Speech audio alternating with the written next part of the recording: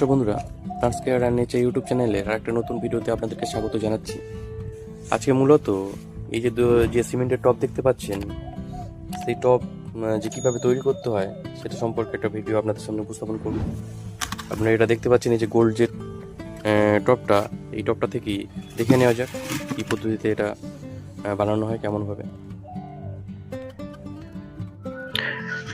বন্ধুরা, এর জন্য যে জিনিসগুলো প্রয়োজন হবে, প্রথমেই একটা টপ এরকম, এই টপটা এরকম করা হয়, এরকম থার্মোকল লাগবে, এরকম ভাবে ভিতরে পুরো লাগিয়ে দিতে হবে। বন্ধুরা, এই মশলাটাকে রেডি করলাম। এই যে মশলা দেখুন, শক্ত বানাতে হবে ভালো, ওই জন্য একটু ঢালাইয়ের যে কোয়ালিটি সেটা করা যেতে পারে, আপনারা একটু কম বেশি করতে পারেন। আপনারা দেখুন ভালো করে।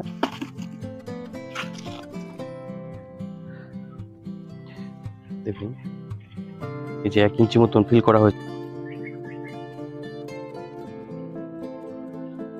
আর নিচে যে তারগুলো দেওয়া হয়েছে, তার কারণটা কি, যে বেসটাকে ধরে রাখার জন্য তারগুলো দেওয়া হয়েছে। শক্ত হয়ে গেলে তার কিন্তু বেসটা ধরে রেখে দেবে, সমান থাকবে গ্যাপটা, ঠিক আছে? আর টবের মাপ কিন্তু ঠিকঠাক হবে না, এদিকে গ্যাপটা সমান থাকে। চারপাশ দিয়ে দিতে হবে।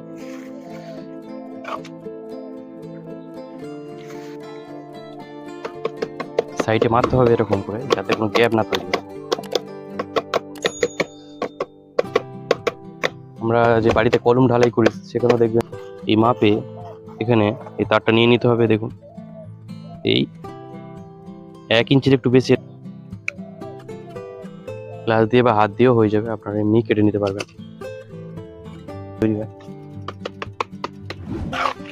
দেখুন বন্ধুরা, যে গ্যাপটা 1.5 ইঞ্চি মতন গ্যাপটা আছে, তাহলে উপরের পোর্শনে এখানে আরেকটা ফের তার দিলে, ভিতরে এবং বাইরের পোর্শন দুদিকে গ্যাপ থাকবে, এটা মিডিলে থাকবে তারটা, দেখেছেন? দেখুন, আর করতে হবে কিভাবে এবং এটা কিভাবে ফিনিশিং করতে হবে সেটা এখন করা সম্ভব নয়। এটা একটু এটা যদি একটু শক্ত হবে, তারপর এটা করতে হবে, যেহেতু এখন নরম এটা। তো পরের ভিডিওতে আমরা আবার সেটা দেখব। আজকে এ পর্যন্তই তাহলে বন্ধুরা, এখানে ভিডিওটা শেষ করছি। পরের ভিডিওতে আবার দেখা হবে। সবাই ভালো থাকবেন, সুস্থ থাকবেন, এবং সবাইকে নমস্কার এবং ধন্যবাদ জানিয়ে আজকে আমার ভিডিওটা শেষ করলাম।